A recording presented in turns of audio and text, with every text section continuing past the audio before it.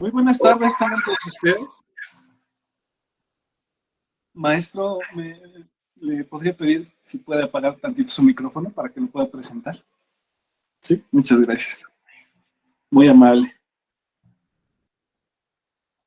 Muy buenas tardes, tengan todos ustedes. Mi nombre es Ormus Ivings y es un placer darles la bienvenida como asistentes a esta tercera conferencia magistral que impartirá el doctor Netzahualcóyotl Xiuhtecutli, denominada Redes de Comercio y Soberanía en Tlaxcala, que es uno más de los eventos que la Sociedad Comunitaria Tepeticpac ha preparado para esta séptima edición del Festival Camaxtli.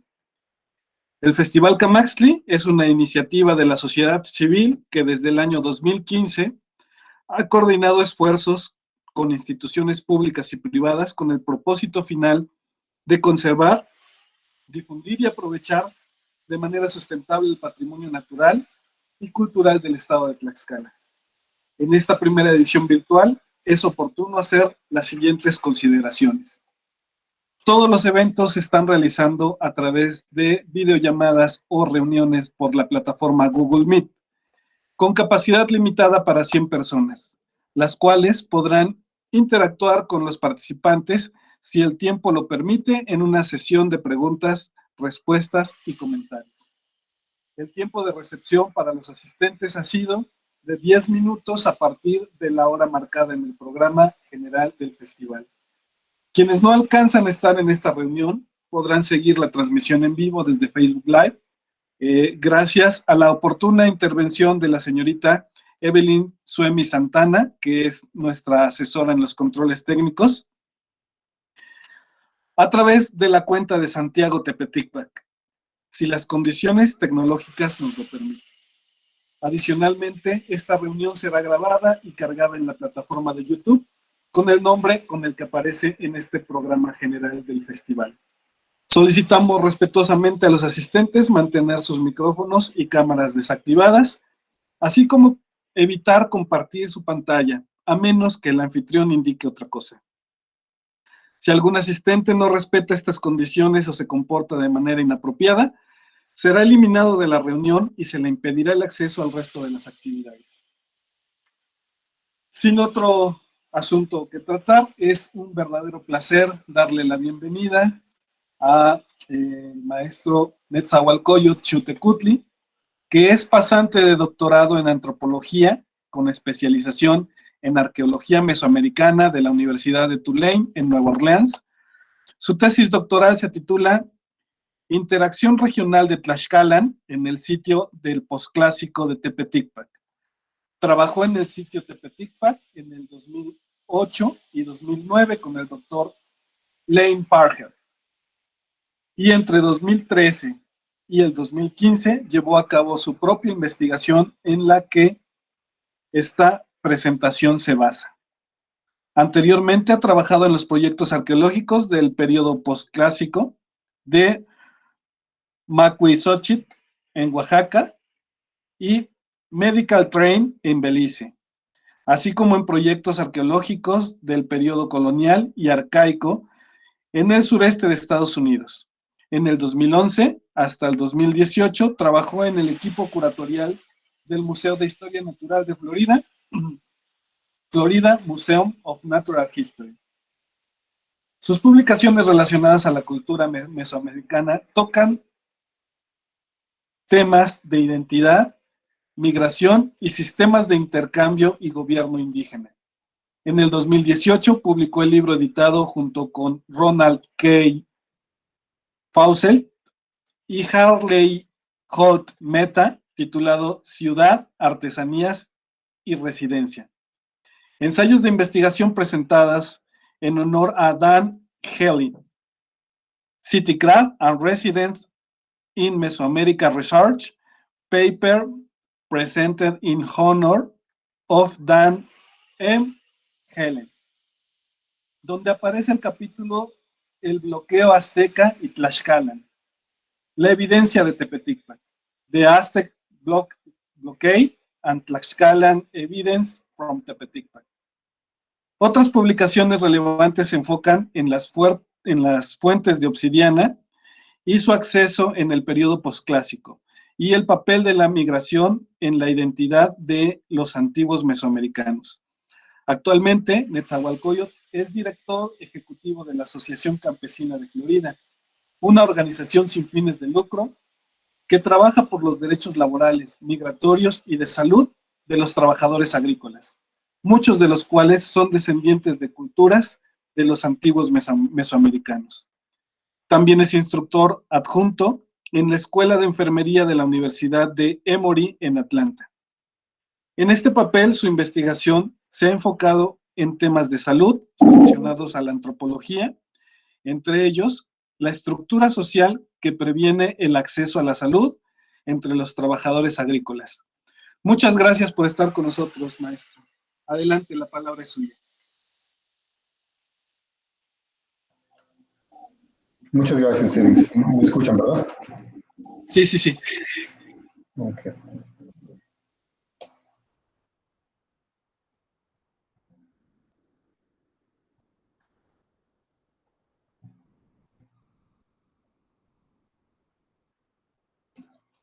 Ok, entonces si pueden ver mi pantalla, ¿verdad?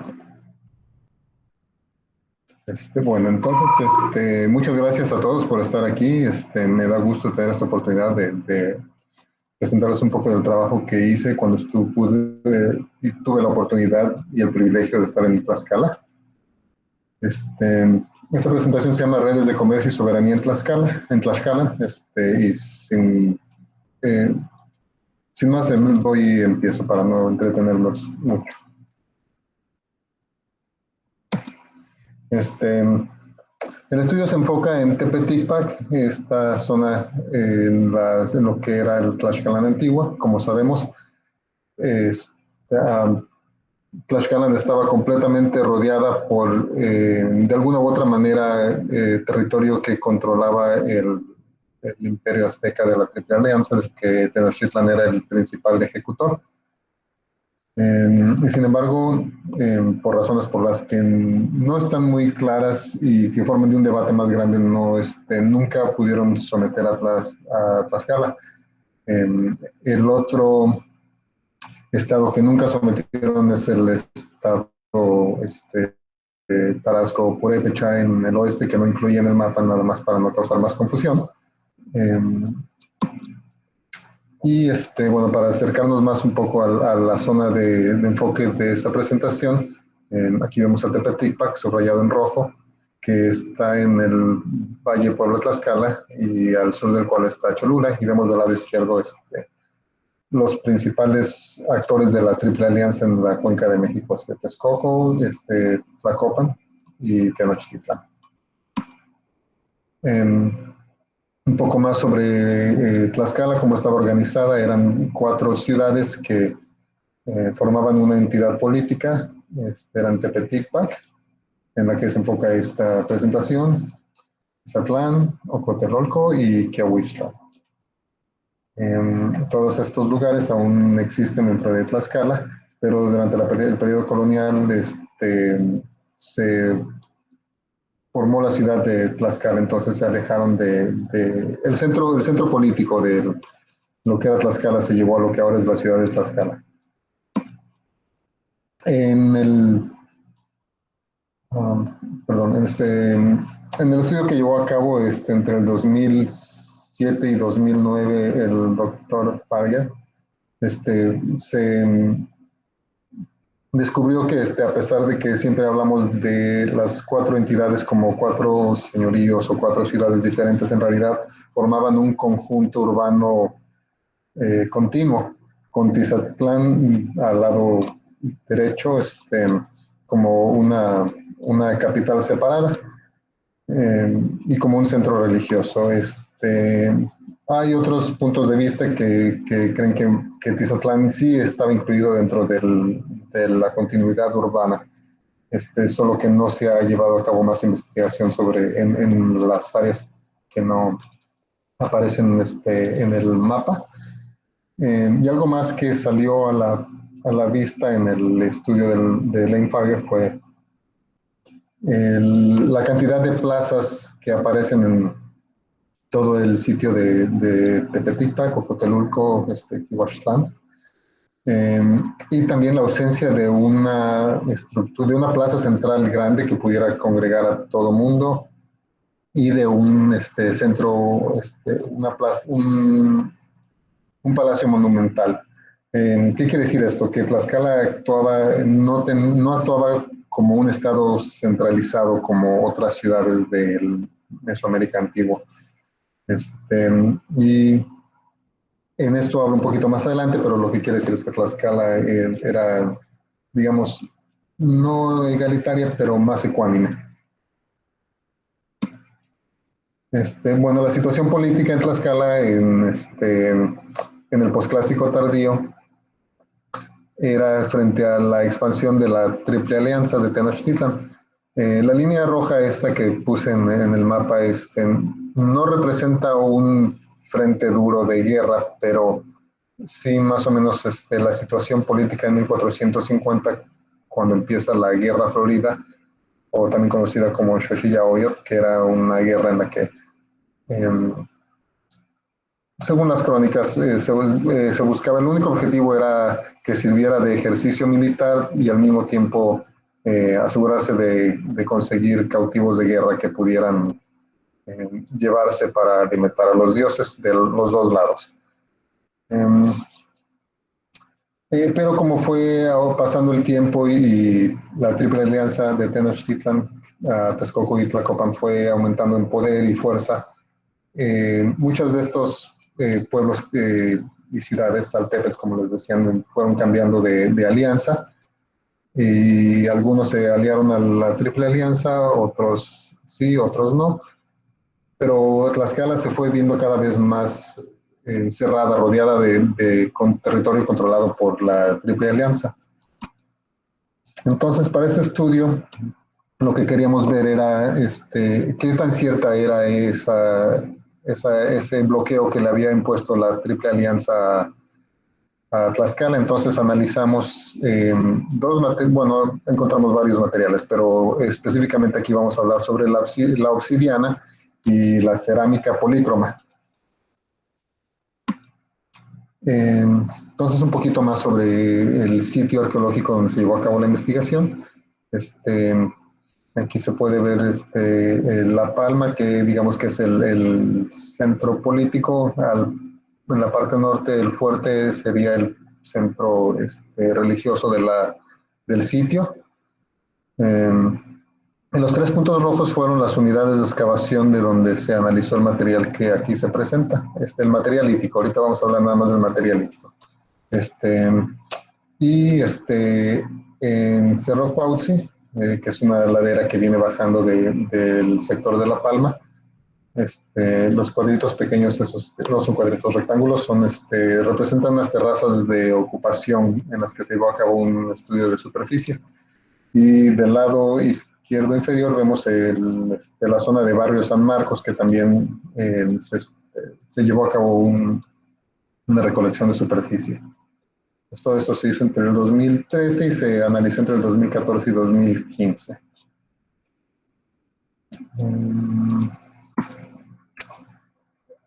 También para tener un poco de comparación se incluyó el sitio de Metepec, o Metepec. Metepec se encuentra, es el del poblado de San Diego Metepec, como a 5 kilómetros al sur de Tlaxcala y de Tepeticpac. Aquí solo incluí estas otras entidades políticas para dar un poco de perspectiva a dónde se encontraba en relación a Tepeticpac y a los otros centros importantes de la zona de la que estamos hablando, ¿no? Entonces, Tenochtitlan estaba al otro lado de los volcanes y Cholula al sur de Tepeticpac, pero es más bien para que vean la cercanía entre Tepeticpac y Metepec. Metepec se cree que es según los padrones de Tlaxcala, se cree que es el poblado de San Gregorio Metepec, que al parecer era vasallo y rendía tributo a Ocotelolco. Y eso continúa hasta el periodo colonial. Entonces, esta es una manera como se ha descrito cómo estaban divididas los otros poblados alrededor de Tlaxcala. Otra cosa que proveían era también su labor, era otra manera de tributo en la que un poblado que había sido subyugado podía rendir tributos a través de su labor, ¿no? Entonces, por eso, por medio de esa labor se podían hacer obras públicas y construir, eh, y en ciertas ocasiones también pues, pelear, ¿no? Bueno, entonces regresamos aquí al sitio nada más para hablar sobre lo que se encontró. Eh, las, los tres cuadritos rojos, como les mencionaba, representan las unidades de excavación. La unidad 4 que está en la plaza 3, la unidad 7 que está en la plaza 4 y la unidad 9 que viene representando un corredor que estaba al lado adyacente a la plaza 4, donde está la unidad 7. Y los otros, las terrazas ocupacionales que se mencionaron, en las que el material que se recupera ahí es solo de superficie, no fue excavado.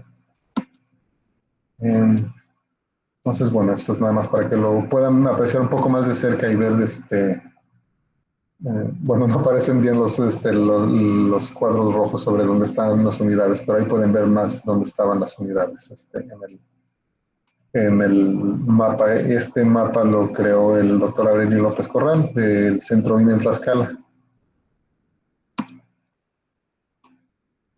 Entonces, bueno,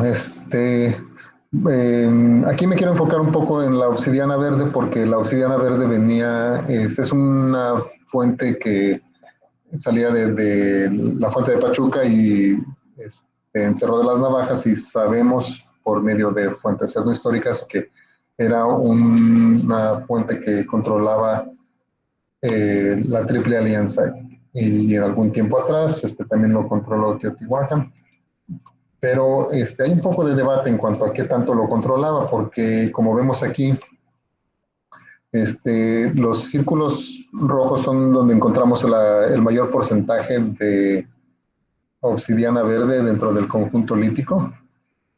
Y por ejemplo en Cerro Cuauhtzi vemos que llega a alcanzar hasta el 30%, y al igual que en Barrio San Marcos, aunque no hubo una diferencia de que si había más obsidiana verde en la parte alta que en la parte baja. La parte alta se refiere a Cerro Cuauhtzi y la parte baja a Barrio San Marcos, porque sí están, Cerro Cuauhtzi está más alto. Algo que no mencioné al principio es que em, Tepetipa, que es uno de esos sitios que están hasta arriba de una cima, y eso le da ventaja defensiva. También en algunos de estos sitios lo que vemos es que los lugares que están más arriba tienen mayor estatus social que los lugares que están más abajo. Pero en cuanto al respecto a la obsidiana verde, que se sabe que tenía un valor simbólico por su color, por lo difícil que era conseguirla, y por su propia rareza, era uno de esos artículos que eran bastante buscados, y de mayor valor que la otra obsidiana que se encuentra en toda Mesoamérica. Y en cuanto a San Diego Metepec, la obsidiana que encontramos viene de la Operación 7, que algo que no les mencioné es que este trabajo en Metepec es parte de una excavación que se llevó, una excavación de salvamento que se llevó cuando se estaba construyendo la autopista Puebla-Tlaxcala. Entonces fue tanta la obsidiana que se encontró en esta Operación 7 que se pensó que esto representaba un taller de obsidiana. Y para este estudio es importante porque una de las cosas que queríamos saber es cómo llegaba la obsidiana, en qué estado de producción llegaba la obsidiana a Tlaxcala. Y con un lugar que aparenta ser un taller, eh, podemos ver qué obsidiana se trabajaba en Tlaxcala y en qué estado llegaba. Entonces, Bueno, encontramos diferentes tipos de artefactos, pero de los que quise incluir aquí, que son los que de los más abundantes, eran las lascas, eh, que son los pedacitos de obsidiana que se van desprendiendo del nódulo cuando uno le va pegando para que se vaya dándole forma a un centro del que se van produciendo otras navajas. Eh, la segunda línea representa las navajas de percusión y otros artefactos relacionados a este tipo de producción. Y desafortunadamente no me acordé de poner una foto de un eh, centro o núcleo, que es el que nos da, el núcleo prismático es el que nos da las navajas prismáticas. Pero, ¿saben qué? Si no voy a regresar rápido más para mostrarles cómo se ve una navaja prismática. Estas navajitas que se ven, en realidad son muy chiquitas, pero representaban la herramienta principal en Tlaxcala y en todo Mesoamérica durante la época prehispánica. Era lo que se usaba para cortar en casa, para pegar, para poner en las armas, para todo. La herramienta principal. Y esto es porque es bastante abundante en Mesoamérica. Entonces, más adelante hablamos un poquito de las fuentes alrededor de Tlaxcala. Pero las navajas prismáticas representan el último paso de la producción de obsidiana como se hacía en Mesoamérica. Entonces se hizo una prueba de sección de chi cuadrado para ver cuál era los artefactos que se encuentran presentes en Tlaxcala. Las lascas las lascas representan el primer nivel de producción de obsidiana y las navajas prismáticas presentan el último paso de producción. Como podemos ver, no puso un cuadrito aquí a la izquierda, pero hay más lascas que representan la producción de obsidiana más al principio de su estado de producción. Son las lascas que no son verdes, principalmente son grises. Por el otro lado, vemos que las que más ocurren de verde en relación a las frecuencias para la obsidiana gris es verde. O sea, esto quiere decir que hay más obsidiana verde en forma de navaja prismática que de navaja gris. Ahora esto, a lo mejor ven estos números y piensan que este número es más pequeño, pero lo que estamos viendo es en proporción a todo el conjunto de obsidiana verde, y esto en su proporción a todo el conjunto de obsidiana gris o no verde. Entonces, ¿qué nos dice esto? Que la obsidiana verde llegaba a Tlaxcala de manera más trabajada, llegaba ya, digamos, casi al final de su estado de producción. Ya no era tanto lo que se tenía que producir, mientras que la obsidiana no verde o gris llegaba a Tlaxcala de manera menos trabajada, digamos, como que llegaba en su estado bruto. Otra cosa que pudimos comparar es el grado de córtex. No sé cuánta experiencia tengan algunos de ustedes viendo a la obsidiana en bruto cuando uno la encuentra, y como casi todas las piedras tienen su córtex, ¿verdad? Que es la capa exterior que las cubre, que es la parte que se va desgastando y endureciendo con el paso del tiempo y su exposición a los elementos. Entonces, según se va trabajando la obsidiana, se le van quitando esas partes del nódulo. Entonces también se hizo una prueba para ver si en qué estado de producción estaba llegando la obsidiana verde a Tlaxcala en comparación con la otra obsidiana que se encuentra en el sitio. Y como podemos ver, aquí hicimos tres diferentes grados de presencia de córtex en la obsidiana. 0 representa que no había nada de córtex, que quiere decir que ya estaba más avanzado su estado de producción. Uno es que había de 0 a 50% de córtex en la superficie de la obsidiana. Dos, que había entre 50 y 99%. Y tres, quiere decir que encontramos que toda la superficie dorsal de la obsidiana estaba cubierta de córtex. Entonces, lo que encontramos es que en cuanto a la obsidiana verde, es mucha más la que no tiene, perdón, la que no tiene córtex que la no verde. Por el otro lado, hasta abajo podemos ver que casi que no se encontró ningún tipo de obsidiana verde que,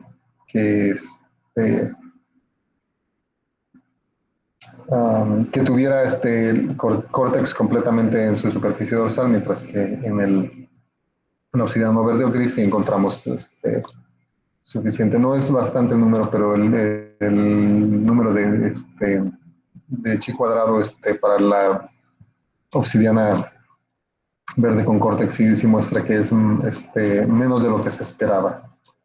Entonces esto también refuerza esta posición que la obsidiana verde estaba llegando a Tlaxcala de manera más trabajada que la obsidiana verde. Ok, entonces pues, bueno, ahorita llego a eso. Y solo como punto de comparación para ver si sí era Metepec representaba un taller de producción de obsidiana, se hizo lo mismo y vemos que sí, efectivamente se encuentra mucho más córtex y eso es toda la obsidiana, no nomás es la obsidiana verde o gris. Es mucho más la obsidiana verde, perdón, la obsidiana con córtex, la obsidiana que viene más en estado bruto, la que se encuentra en Metepec, que la que se encuentra en Tepeticpa. Entonces, bueno, ¿qué nos dice todo esto? Nos dice que uno, que la obsidiana verde, que primero Tlaxcala sí tenía acceso a la obsidiana verde, pero que no tenía acceso a ella de manera bruta, que debe haber algún sistema de intercambio al que Tlaxcala se estaba pudiendo conectar, que trabajaba ya un poco la obsidiana antes de que Tlaxcala la pudiera conseguir y llevar y distribuir de manera local. Lo otro que nos dice es que Metepec sí era efectivamente un taller y que dada su relación con Ocotelolco, este es uno de los sitios que pueden haber abastecido la obsidiana al resto de Tlaxcala, principalmente a Ocotepec, no a Tepeticpa, pero se usó como punto de comparación. Entonces podemos en algún momento quizás encontrar un sitio similar que trabajaba la obsidiana que llegaba de manera más directa a Tepeticpa. Eso no quiere decir que la obsidiana de Metepec no llegaba a Tepeticpa, sino que debe haber pasado por otros puntos de intercambio antes de llegar a Tlaxcala, a Tepeticpa, perdón. Bueno, y finalmente hicimos unos análisis de difracción de rayos X que nos ayudan a identificar las fuentes de obsidiana de las que se abastecía Tlaxcala. Entonces aquí vemos, más adelante les voy a mostrar un mapa, pero la obsidiana verde venía de Pachuca. En la muestra que tomamos para poder hacer ¿cómo le dicen? Determinar la fuente de obsidiana, fue el 11% que venía de Pachuca, mientras que el sitio de Paredón en el estado de México, pegado a Tumba, y que es otra de las fuentes, formaba casi el 45% y junto con Otumba, pues ya era casi el 60% de la obsidiana local. Hasta arriba del lado izquierdo vemos San Juan de los Arcos. Ese es un sitio, una fuente de obsidiana que está en el estado de Michoacán. Entonces, solo lo incluyo porque es muy interesante que sí haya llegado obsidiana desde el occidente de Mesoamérica hasta Tlaxcala. No es mucho, pero sí es suficiente como para, bueno, por lo menos Eso es un dato interesante, quizás no sea muy significante, pero por lo menos llegaba. Este, entonces ahora quiero hablar un poco de la cerámica polícroma de Tlaxcala, que es la cerámica que viene pintada y decorada, digamos que era como la vajilla y que se sacaba para las visitas o para comer, no necesariamente la cerámica con la que se preparaban los alimentos, esto es solo donde se consumía, pero hay cierto estatus asociado con la cerámica polícroma. Entonces, así como vimos la presencia de obsidiana verde que supuestamente controlaba la cuenca de la Triple Alianza, encontramos también cerámica que venía, por su decoración parecía venir de fuera de Tlaxcala, entonces del lado izquierdo vemos este tipo que parece ser de la costa del Golfo, y las otras tres fotos representan cerámica de la Mixteca Alta, lo que le dicen Yanhuitlán. Y también de esto se encontró por todo el sitio, distribuido por todo el sitio en la superficie domésticas. Y también encontramos cerámica de la Cuenca de México. Eh, Esta en realidad solo está decorada porque cuando la ve uno de lado, en realidad, no toda, pero la mayoría parece ser de producción local. Pero pues sí ponía la posibilidad presentaba la posibilidad de que estaba entrando la cerámica de la Cuenca de México a Tlaxcala de una u otra manera, a pesar de que hubiera este tipo de bloqueo que estuvieran imponiendo la Triple Alianza. Ahora, no porque aparente ser azteca quiere decir que es azteca, puede ser una imitación. Y de hecho, pues, algo hubo de eso. Y finalmente, bueno, esto es nomás como un poco para que vean cómo se ve la cerámica local. Son los tipos de cerámica decorada de manera local que se encontraron en Tlaxcala, en la superficie de Tepetitlán. Entonces, bueno, volvimos a hacer otro cuadrado. Lo que mostró esto que es que comparando la cerámica polícroma de la Cuenca de México, la del Golfo de México, la de Oaxaca y la de Puebla, la local, que es básicamente es la del Valle Pueblo Tlaxcala, no hubo en realidad ninguna diferencia en cuanto a su distribución. No había diferencia entre Cerro Cuauhtzi ni Barrio San Marcos. Entonces es una cerámica que es la cerámica foránea no parece estar atada a ningún tipo de estatus entre la parte alta del sitio ni la parte baja.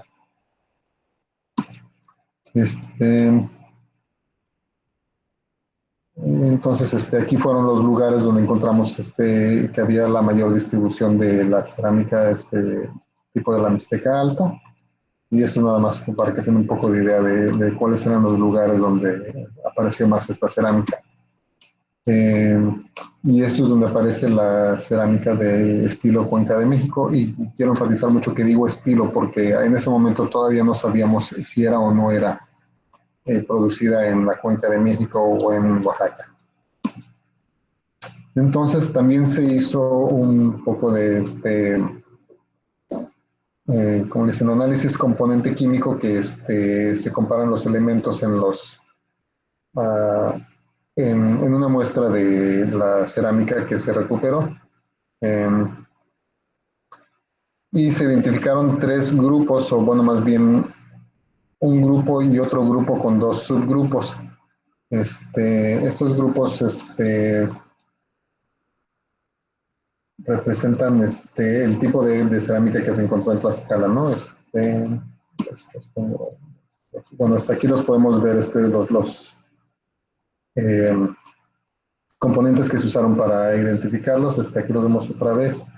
El grupo 1 es un grupo que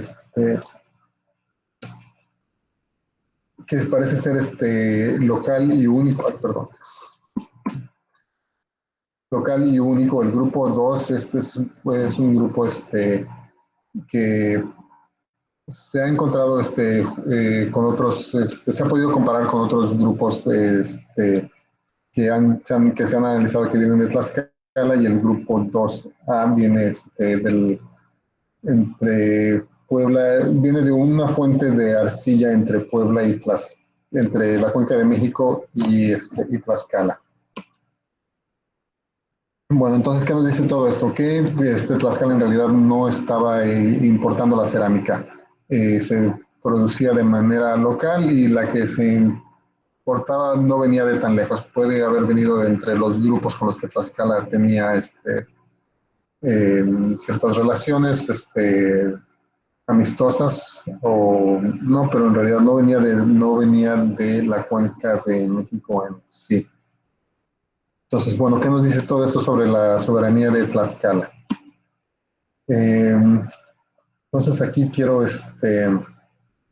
señalar un poco los puntos.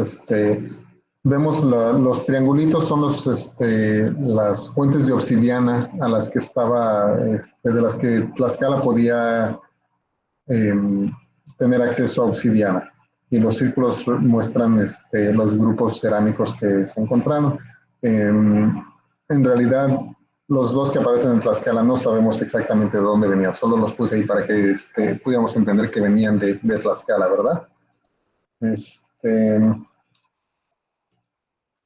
Pero vemos también que al oeste de Tlaxcala está Tenochtitlan, y aunque Tenochtitlan se está expandiendo, Tlaxcala tiene acceso a alguna arcilla o por lo menos cerámica que viene de esa zona en la que Tenochtitlan ya se había expandido.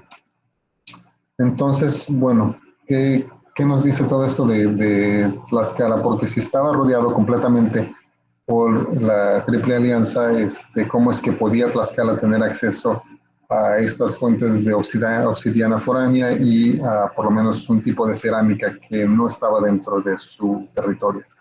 Entonces, para esto aplico el modelo de interacción por red de nódulos que propone Mónica Smith, que dice que más bien las conexiones entre los estados antiguos eh, no eran por fronteras, sino que eran por nódulos y conexiones, eh, y que era por medio de esos nódulos por los que la gente se conectaba, y que las fronteras o los linderos eran en realidad más porosos de lo que suponemos, que permitían el flujo de personas, ideas y de sus objetos de uso diario.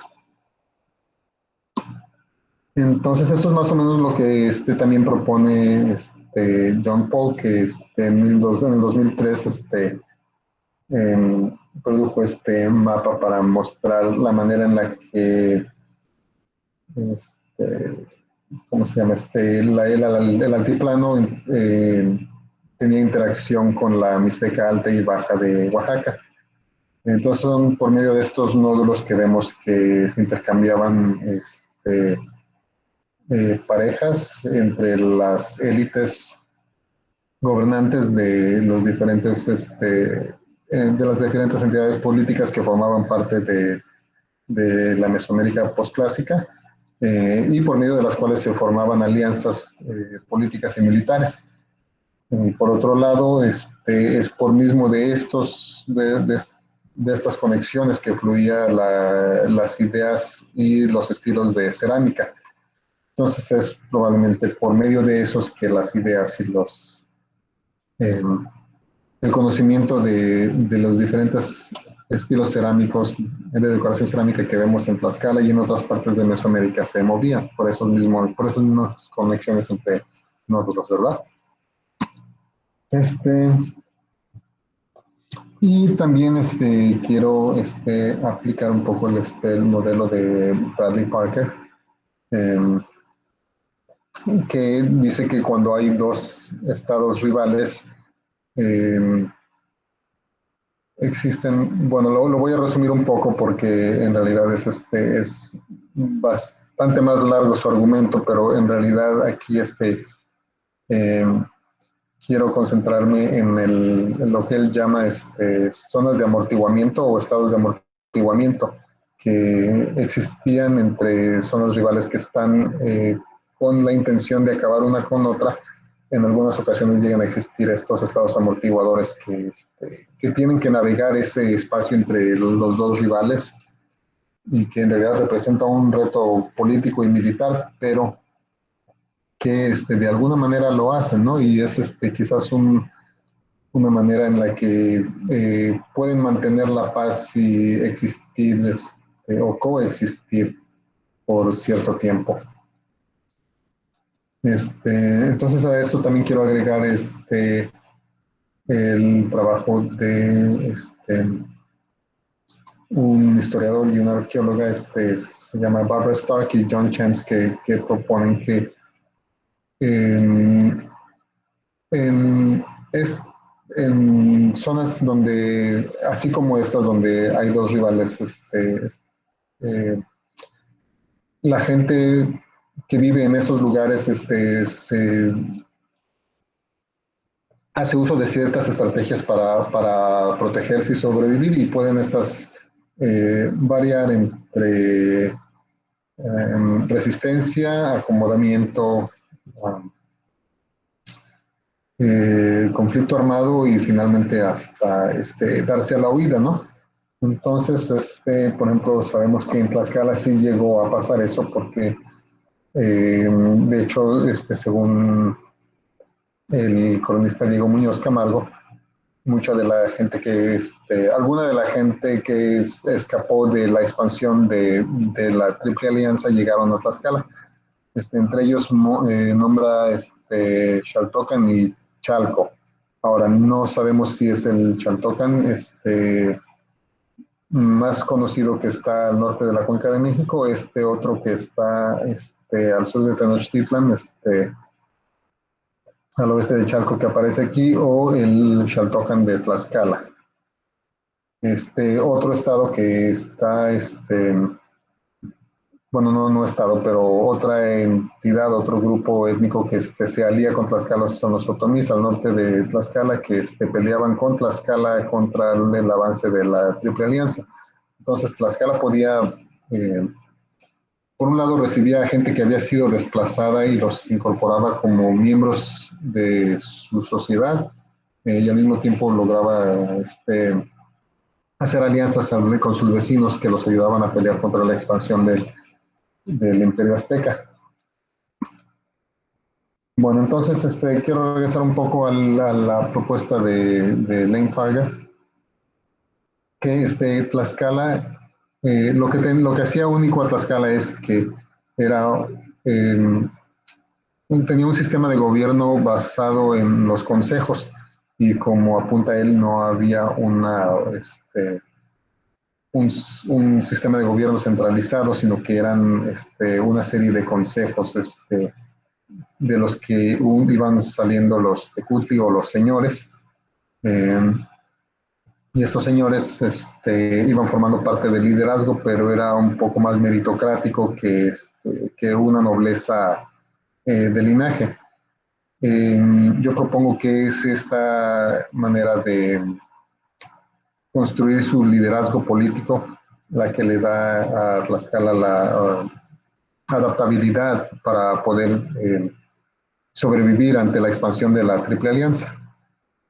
Bueno, solo quiero comentar que la figura de la derecha viene de un códice mixteco, pero lo que quiero mostrar aquí es una de las ceremonias que se usaban en la preparación en la que un noble se convertía en tecutli o señor, que no era nada más, no era una simple ceremonia en la que ahí está, ya eres tecutli, bienvenido, sino que eran actos de penitencia en los que tenían que aprender a que iban a sufrir por su pueblo. Y sí reconozco que esta es una imagen mixteca, pero solo la quería compartir porque creo que encapsula de buena manera lo que era esa ceremonia de investidura para hacerse señor.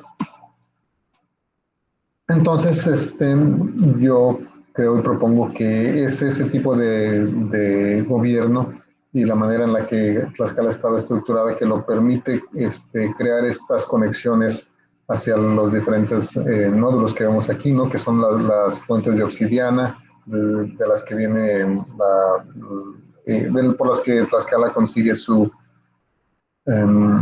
acceso a esta mercancía, pero también las relaciones políticas, ya sea por medio de la gente que adoptaba, la relación política que seguía teniendo con Tenochtitlan, con Cholula, eh, que le dieron ese tipo de diversidad por la que podían entrar diferentes ideas y diferente mercancía y que la ayudó a sobrevivir.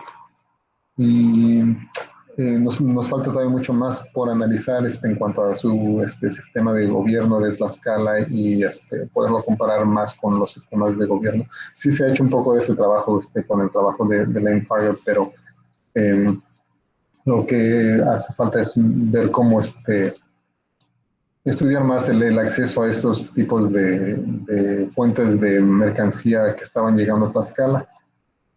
Y pues eso es todo. No,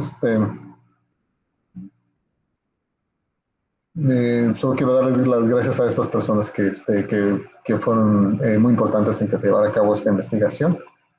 Bueno, no sé si haya preguntas o a lo mejor me fui muy rápido. No, muchas gracias, maestro. Estuvo muy interesante su ponencia. Sí, si usted ya terminó su presentación, sí podemos justamente abrir la sesión de preguntas y respuestas con los asistentes que estamos el día de hoy en esta reunión, y para lo cual pues pueden ustedes usar una de las siguientes opciones: poner el icono que dice mano levantada, directamente encender sus micrófonos y sus cámaras para hacer la pregunta, o si gustan también pueden escribir en el chat que tenemos integrado a esta videoconferencia. Mientras esperamos, si los asistentes tienen alguna pregunta, pues quiero también aprovechar para hacer algunos comentarios al respecto de la presentación, que está súper interesante porque su servidor, yo soy residente de Tepeticpa, y cuando era niño era muy común que camináramos sobre, bueno, los caminos que todavía no estaban pavimentados, ni tenían el adoquín que tienen el día de hoy, y pues era muy común encontrar este tipo de materiales, de puntas de flechas, de navajitas, y cuando niño yo tenía la idea de que pues había alguna mina, algún yacimiento de esos minerales aquí, y bueno, pues nunca reparamos en pensar que pues para que los guerreros fueran tan invencibles como lo fueron los tlaxcaltecas, tenían que tener pues armas, y que las armas se tenían que fabricar con ciertos materiales. Y eso me llevaba a pensar pues que aquí en el territorio tlaxcalteca existían estos minerales con los que se podían hacer las armas. Pero ahora que nos está pues abriendo los ojos, me doy cuenta que ni siquiera estaban cercanos, y que tenían que buscar la forma de hacerse llegar de estos, pues para también, como dice usted, defenderse. Y esa, como digo, es abrir los ojos por completo, porque uno nunca había, bueno, en mi caso yo nunca había reparado en este sencillo detalle, pero que es determinante para que Tlaxcala fuera lo que era, ¿no, doctor? Y bueno, pues en ese caso me lleva a las siguientes preguntas. Obviamente ya con su ponencia me responde algunas, porque había yo puesto aquí que si se conocían yacimientos de obsidiana en Tlaxcala. Obviamente ya contestó que no.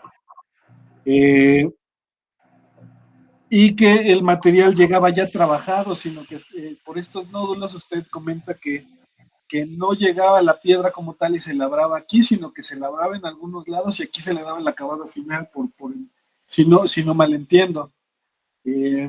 Por ejemplo, se piensa, o la información que yo tengo es que, por ejemplo, los macahuit estaban hechos de el material conocido aquí como tlaxistle, pero obviamente las navajas, si no había aquí, aquí supongo que ese era el último trabajo que se les hacía, adaptarlas para podérselas pegar a estos palos que eran el cuerpo de la macana. ¿Cree usted que eso es correcto, doctor? O, bueno, maestro. Sí, yo creo que como lo dices, sí, yo no sabía del uso de la madera esta de Tlaxcala que mencionaste ahorita. Chistle, sí. La cachistle, sí, o sea, siempre la ahí en Tepeticpac, en el cerro la veíamos y la gente de Tepeticpac la conoce muy bien. Pero sí, lo más probable es que llegaba ya la obsidiana, era como el último paso y ya Ahora sí creo que en cierta forma sí se le daba en Tlaxcala ese último paso de convertirla en navajilla, pero sí llegaba de manera más, un poco ya trabajada antes de llegar a Tlaxcala. Y Bueno. bueno, también haciendo pues un poco de énfasis en esto que la historia, pues la historia que nos enseñan en las escuelas, donde dicen que los tlaxcaltecas tenían un cerco pues comercial y que los mexicas no les dejaban llegar muchos de los productos, pero con esta investigación que está usted haciendo, pues se puede entonces apreciar que realmente sí había contacto y sí había comercio con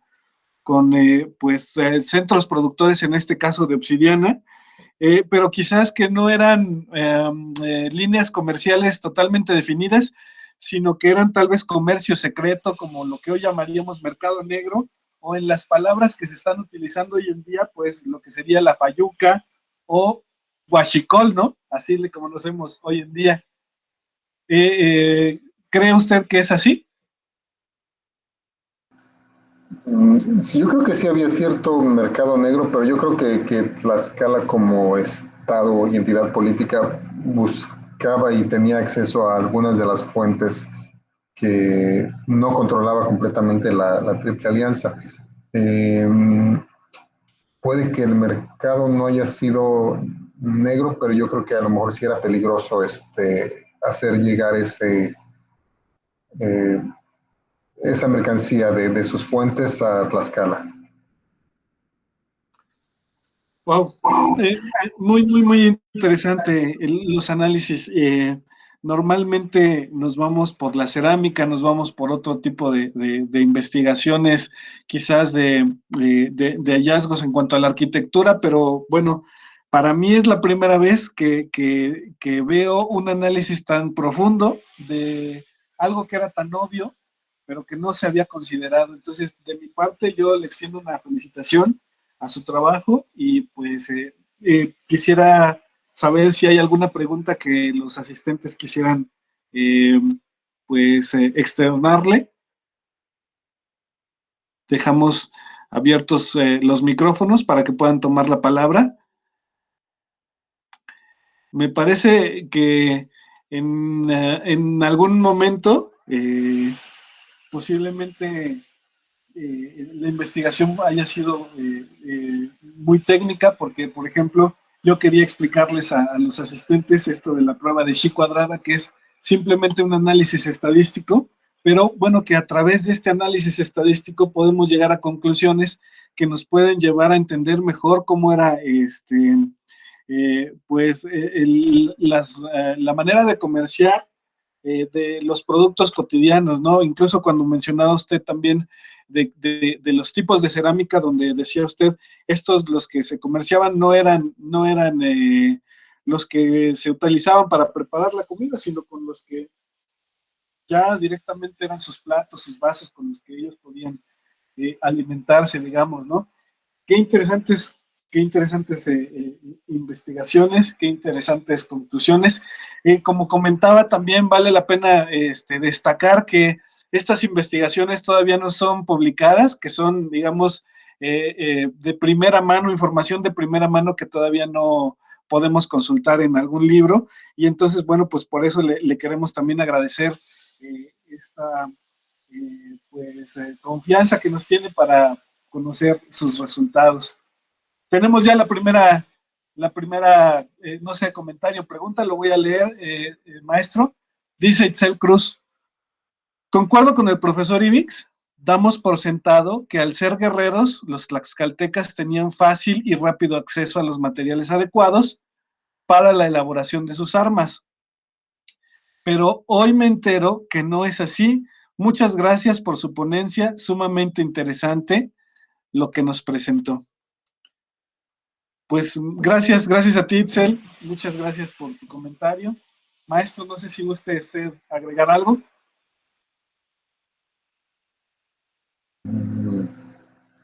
Bueno, ¿qué puedo agregar? Bueno, primero, gracias a ustedes por estar aquí. Me da gusto que les interese este tipo de información. Ahora, yo creo que Tlaxcala sí tenía algunas cosas que se producían localmente, y que a las que tenían acceso, o sea, como tú lo mencionas, la madera, ¿no? Em, ¿Qué más? ¿Qué más? Bueno, en Tlaxcala crece ¿cómo se llama? Se me olvidó la palabra, no la sino Pues, por ejemplo, los productos que estaban restringidos, que era pues la sal, el pescado, por ejemplo, que es de lo que se habla en la historia pues normal, la que nos cuentan en los libros, y bueno, el material que parece que lo reemplazaba aquí era el tequesquite, que era de producción local. Sí, sí, así es. Ahora, bueno, ¿cómo se llama? El maguey mismo le daba, formaba uno de los textiles de los que se podían surtir los tlaxcaltecas, pero al mismo tiempo sí tenían acceso a algodón de la costa del Golfo. Es algo que no mencioné, pero que sí podían, por medio de sus conexiones con la costa del Golfo, Tlaxcala tenía acceso al algodón y de ahí podían hilar y producir textiles para vestirse, bueno, los nobles eran los que se podían poner las mantas, ¿no? Pero también los otros tipos de ropa, lo que se ponían las mujeres, el taparrabos, todo eso, eran también textiles de producción local, aunque a lo mejor el producto venía de otra parte de Mesoamérica. El taparrabos, de hecho, yo creo que lo más probable es que viniera del maguey, entonces sí era de producción local completamente. Sí, el material se llama isle, maestro. Ah, es el isla, ok, perdón, sí. Sí. Sí, pues si no hay algún comentario más, realmente fue o ha sido muy productivo, muy enriquecedor toda esta información que nos ha presentado. Y pues damos paso, si es que no hay algún comentario más, damos la última oportunidad para que podamos externarlo. Pueden ser comentarios, felicitaciones, preguntas. Si no hubiera ninguno, podemos pasar a pues presentarle su reconocimiento, que en este caso será de manera virtual, pero pues sí, se lo vamos a enviar por correo, porque en este caso pues definitivamente no se lo podemos entregar de manera presencial, pero sí externarle la invitación a que cuando esta pandemia pase pueda visitarnos, quizá pueda darles una plática a los estudiantes de la Universidad Autónoma de Tlaxcala y comentar un poquito más, ampliar un poco más la información que nos ha presentado el día de hoy. La verdad es que estas conferencias están siendo grabadas y las vamos a subir a la plataforma de YouTube, y entonces la gente les va a poder consultar y va a poder, como yo ya había dicho anteriormente, tener información de primera mano de las investigaciones más recientes que se están llevando a cabo, pues, sobre nuestra hermosa Tlaxcala, ¿no? Muchas veces nos ha ocurrido que a veces se conoce más de Tlaxcala en otros lados que nosotros mismos, y bueno, esa es la idea un poco del festival, que la gente pueda tener acceso a información que nos dé identidad, que nos dé orgullo, que nos haga sentir felices de ser mexicanos y tlaxcaltecas, maestro. Pues parece que no hubo más comentarios. Vamos a mostrar la pantalla para poder presentarle su reconocimiento. Un momentito, maestro, por favor.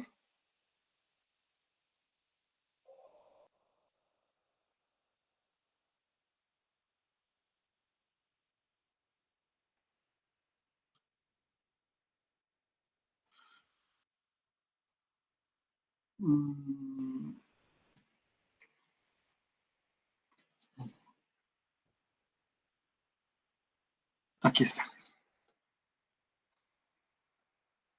Pues muchas gracias por su presentación. Voy a dar paso a leer el reconocimiento. Dice: la Sociedad Comunitaria Tepeticpac otorga el presente reconocimiento a Netzahualcoyotl Xiuhtecutli por su extraordinaria participación en el 7º Festival Camaxtli con la ponencia Redes de Comercio y Soberanía en Tlaxcalan, realizada el día 20 de marzo del año 2021 en un horario de 18 a 19 horas, con una duración total de 1 hora sincrónica, y lo firma su servidor, el maestro Ormus Ivings Méndez Rivera, presidente de la Sociedad Comunitaria Tepeticpac.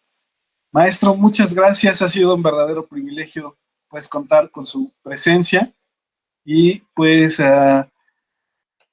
creo que nos deja muchas enseñanzas el día de hoy, y sobre todo pues el interés de seguir indagando sobre la bonita historia que tenemos en Tlaxcala. Gracias, maestro, un abrazo. Espero pronto podamos conocernos de manera presencial. Muchas gracias a ti, muchas gracias por invitarme, muchas gracias a todos ustedes que estuvieron presentes, y quiero más que nada darle gracias a Tlaxcala, que me recibió en el tiempo que estuve allá. También solo quiero agregar que siempre he tenido esta idea de que quería regresar a presentar un poco de lo que habíamos encontrado, no para una ponencia de especialistas, sino para la comunidad. Entonces, como se me ha dificultado, creo que esto se me hizo bastante oportuno, y de veras te agradezco la invitación. Muchas gracias, maestro. Pues, no queda más que despedirnos, darle un afectuoso saludo, y pues agradecer a todos aquellos que nos siguieron en las redes sociales a través de Facebook Live, con el apoyo de la señorita Suemi Santana, que nos ha estado apoyando estos 2 días que llevamos de festival. Mañana tenemos el cierre de nuestro festival con actividades desde las 10 de la mañana hasta las 6 de la tarde. Ojalá que nos pueda acompañar, maestro. Seguimos teniendo actividades, conferencias, obras de teatro, y con esto el día de mañana estamos cerrando nuestro festival. Fue un honor, un privilegio tenerlo hoy aquí. Saludos hasta Nueva Orleans. Espero que un día nos pueda invitar a conocer allá el famoso Foie Gras, si es que lo pronuncié bien, porque es una fiesta que siempre he querido conocer. Pero bueno, eso nos ponemos de acuerdo mucho después. Gracias, hasta pronto. Eso es todo. Podemos desconectarnos de las redes sociales. Un abrazo a todos y muy buena tarde. Hasta pronto.